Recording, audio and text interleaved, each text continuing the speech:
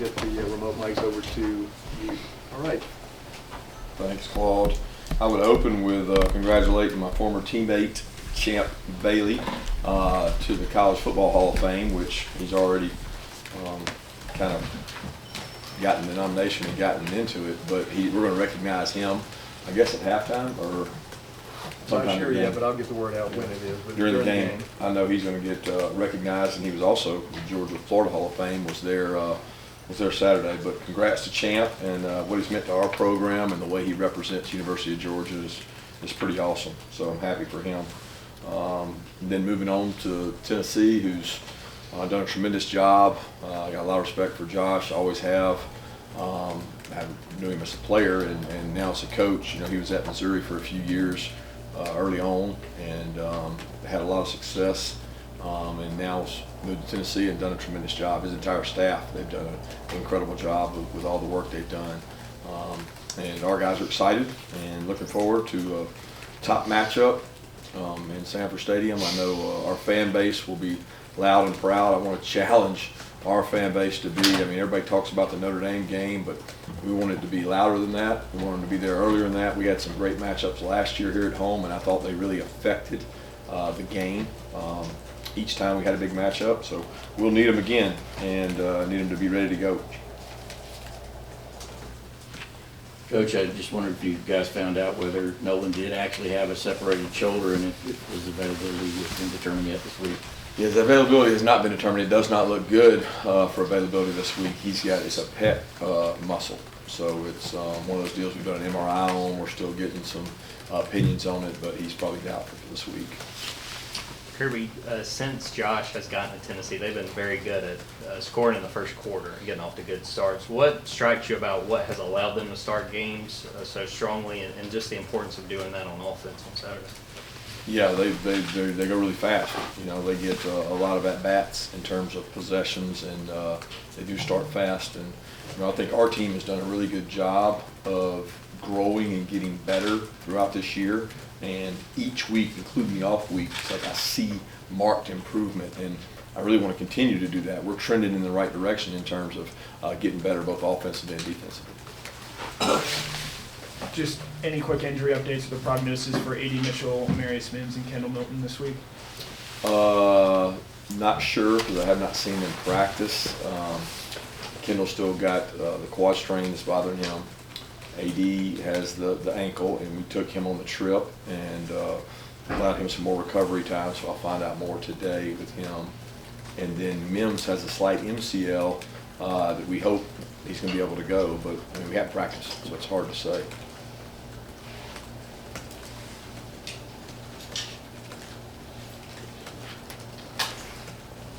I'm trying to know back when you guys would have to face a triple option every year, you kind of do stuff over the summer, maybe the bye week. Is this offense that different where you had to maybe do a little bit in the summer, do a little bit on the bye week to try and get ready because 1 week to do it's too much? Yeah, we worked on them in the offseason, but we work on a lot of opponents in the offseason. We worked on them in the bye week, but we worked on 2 or 3 opponents in the bye week. It is a challenge to get ready for because they'll be the first to tell you they don't watch all of your tape because some of it they use, some of it they don't. They have some traditional formations and traditional plays, but a lot of theirs is very different. It's very unique, and they have a plan of attack based on how you're going to play them. It's not like they haven't seen. You're not going to trick them. You know, you're not going to show them something they hadn't seen. You got to do what you do better than what they do, and they're really good at what they do. Coach, obviously it was last year, but I'm curious. This Tennessee team has a Heisman level trophy quarterback. We've got some good wide receivers, kind of similar to what Alabama had last year. Do you take anything from a game like that last year with a high-flying offense like that going into a game like this? No comparison in terms of the offenses. They're just completely different. Coach, I believe Jalen got, 20 snaps the other day. I know both of them were on third down, have some on first leg. How did he look to you? How did he come out of feeling after the game, and what was your take on him? He played probably better than I expected. You know, when y'all asked me after the game, I didn't really know. I didn't know how much effect he had. He was in on run. He was in on pass. He executed well. He held the point. He didn't feel like it bothered him. You know, so it's really about stamina and him being able to hold up in condition. And it's one thing he's been doing a lot of lately is conditioning when he hadn't been practicing. So we hope to have him in great shape, and hopefully he's able to go and be full speed. Kirby, how did Chaz Chandler look in the review film, and what were some of the other guys that might have picked up some snaps, so Nolan out? Well, Robert played he played a little more number of snaps once Nolan was injured. Chaz did a nice job coming in. It was great to get him back. Didn't know that he would have to play that much in that role. His hamstring's still been bothering him. It bothered him a little bit the other night after the game. So it's one of those that we're going to see how he does today and see how he moves around. Looking to get Marvin, MJ, all those guys going. So nobody really played more because it was just Chaz and Robert really. Coach, what's one of the biggest lessons that you've learned from Coach Dooley that you still carry with you in leading this program? You know, probably the way he carries himself, such a class man. Just the humility is the biggest thing. Kirby, Rodney Garner's been coaching in this league a long time, and this Tennessee defensive line's been really good, particularly against the run. What characteristics are you used to seeing with a line that Coach Garner has coached, and what do they do well at stopping the run? Toughness. You know, he's old school when it comes to striking people and playing with physical toughness. You know, when you're playing against one of his defensive lines, they're not gonna run from contact. They're not gonna shy from contact. They're not gonna back down from a challenge. And it's not because of what they're going to do this week. It's because of the way he's molded them and the way he's coached them. You know, he coaches tough. He coaches hard, and he had changed that with the changing generations of players. He's always done that. Even when I was a GA here, he was coaching them hard. Kirby, I know comparison isn't perfect, but 2019 you played that LSU offense. Did you walk away from that just saying the best way to fight that is to have a good offense too, or were there some defensive tweaks that you felt like also had to be on the table? Well, going back to that game, you know, it was tough because they had 5, 6 something first rounders. When you throw Jamar Chase in there and all the guys, they had the quarterback, they had all these first rounders in there. They were really talented. They did a really good job executing. They did use some tempo. They didn't use, probably, it's not the same tree of coaching, you know. There were some things we learned from that have helped us in the future, and we've always kept them in our package of the, you know, the 3 down, different looks they had. You know, we used 7 DBs in that game, used different looks, and you try to give them some confusion. But there's not a lot of similarities between the two offenses, if that's what you're asking. Yeah, obviously you work on conditioning every week, but with the way Tennessee's tempo is, how much of an extra emphasis do you have on that this week, knowing especially with the defensive side of the ball, you've got to be able to play multiple snaps and also shuttle in and out of the field quickly? Yeah, you can't. I mean, you can't get your players in shape in 1 week. If you're not in shape, then you did something wrong long before. So we've been building towards this week in terms of, since week 1, the conditioning level of our players has been a concern every week for me. It's one of the major concerns is, are you in good enough shape? Because if you're not, you can't make it up in 1 week. So it's one of those things we work really hard on. I don't know how much other teams condition in the country, but we do a lot because I think it's really important. Unfortunately, we haven't had a lot of games where we had to play a lot of snaps. So that goes back to, if you're not playing them in the game, you better get it done during the week. And you know, we've worked hard at it. We're going to find out on Saturday if we're in shape or not. I can promise you that, because they're going to try to get a lot of snaps in. What makes Tennessee's 4 receivers so explosive? Is it the ability to create separation successfully, or is it any other aspect? Speed, space, scheme, talented arm. You know, you can have the best receivers in the world, and they get open all the time. If you don't have somebody that can get it to them, they got somebody that can protect them and get them to them. They do a good job of that. Again, that's the challenge for us this week. Yeah, Kirby, just from experience, when you have your defense facing an offense like this, like 2019 LSU, last year against Alabama, how do you see a defense kind of embrace that challenge when they're facing an offense that's so highly regarded and explosive in terms of points they put on the board? I don't know what you mean. How you see them embrace it? You see like them in practice, do you see yeah. them kind of embrace the challenge of facing an offense that's so explosive? Yes. I see them embrace the challenge every week.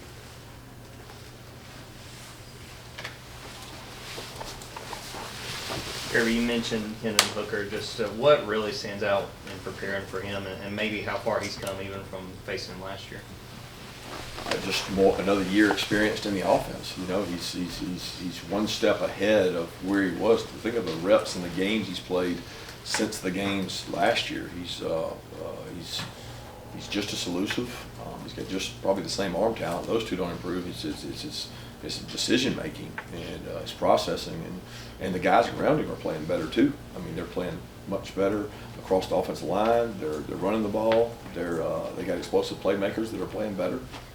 So they've improved around him, and he's improved. Coach, I think you said, and Stetson definitely said, it wasn't his best game Saturday against Tennessee. How do you, looking back on it, how do you think he performed on Saturday, and how do you feel like he's ready for this challenge on Saturday? He'll get ready this week, and he did some really good things in the game, some elite things he did in the game. He had some decisions that he wish he'd take back. And I don't know many quarterbacks that play a game that you can't say that about. You're just trying to wipe those away, because in the game of college football, including Tennessee and every team in the country, they put a ton on the quarterback to make decisions, and we do the same with Stetson. So you know, he's not always going to make the right decision. We just got to make the right one more times. Kirby, what are some of the big factors that go into making a call on fourth down, whether to go for it, you know, especially when it's not the most favorable distance sometimes? Just, you know, tape study. How have they played those situations? How have we played those situations? What is our plan for those situations? What are our plays? What's the time and a half? What's the score? What's the momentum? What's our red zone defense? What's their red zone offense like? I mean, there's a lot that goes into it. And ultimately, you got to, you know, make a decision and affect whatever happens afterwards and roll on. You know, we're next play mentality.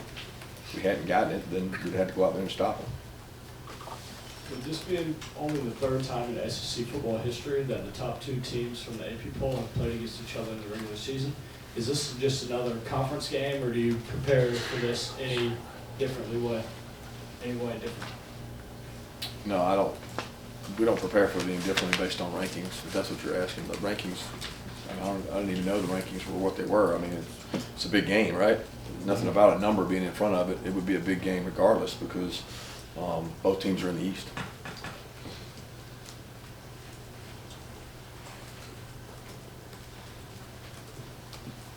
Coach, that being said, your team has been in this environment, this situation, a lot in recent years. Tennessee has not. You take that at all to be an advantage for you, in addition to being home? I think the home helps. I think playing on the road is always a little different, but I don't know that. I mean, they played some big games this year. You know, they played at Pitt, they played Alabama at home. They played some really good teams, and they played really well against them. So I don't think that the playing in the big games, every game is a big game, to be honest with you, in the SEC. So it's not like some guys go into it thinking of it differently. But I do think playing at home is important. It's certainly an advantage usually in our conference. Yeah, obviously big game. Chris Smith has played in a lot of those, and he's made, you know, interceptions last year against Clemson and Alabama. What has sort of allowed him to elevate himself in those types of games and in those big moments? Experience. He's one of the few guys back there that's got a lot of experience. I mean, we don't. When we look across our secondary, there's not guys that have a ton of experience outside of this season. You know, Keely's got a little bit, but outside of that, Chris has played in a lot of football games, so that's allowed him to make some of the plays he's made. Is there an update on Darius after that hit he took Saturday? Yeah, he's dealing with a head injury and hopefully getting back, but we don't know when. The tempo they play with, it just feels like one of those weeks where your field generals got to do a lot of recognition even without being able to look to the sideline. How do you feel like, you talked about Chris Smith, guys like Jamon have grown into those roles of being able to recognize on the fly and kind of get guys lined up right? Yeah, it's tremendously important every week, but it's even more important at the decision making and the process with which they go with pace. They've got multiple paces they use, and they can go as fast as anybody in the country. They practice it, they preach it, they do a really good job researching themselves and figuring out how they can go faster. And our job is to be able to match that tempo and match that conditioning level. Coach, in the Missouri and Florida games, you guys lost a turnover battle, but still came out on top. But it seems like this is a game where you can't afford to give this team extra possessions. Is there an extra emphasis on protecting the football and creating turnovers this week? Yeah, it's incredibly important. I don't know that there's an extra emphasis, because I would never say that we emphasize it one week more than another. You know, you can't not emphasize turnovers, right? Like, that's the emphasis. That's what we start every practice with. It's what we hang our hat on. That's what we protect our program with, is the ball. So I can't say it's extra, but it's certainly important.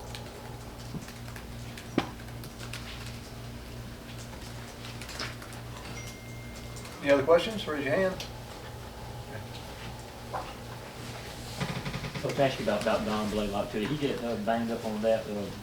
Yeah, he his back had a lower back spasm, but I think he's going to be fine. I think he should be able to go today. He didn't play anymore after that, when he landed on that fade ball, the interception.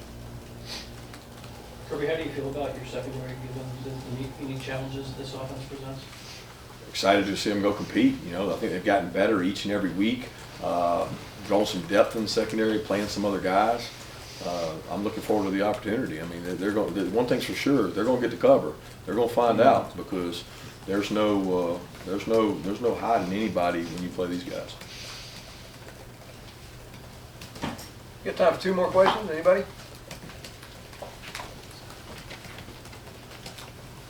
Coach, we obviously don't evaluate every play all the time. It's looked like, how do you feel like Keely Ringo's done this year? It seems like he struggled at times, and particularly in that one-on-one outside situation.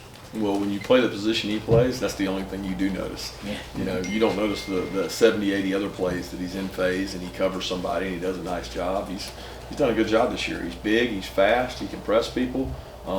He didn't make a great play on that ball, but he made a really good play the next time they went over there and did it. And you know, you got to bat better than 50%, and he's done that most of the year. So it's one of those that, again, I don't think Keely's lacking in confidence.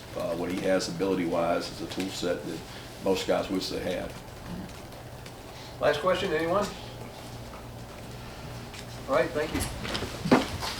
That's good. Good job.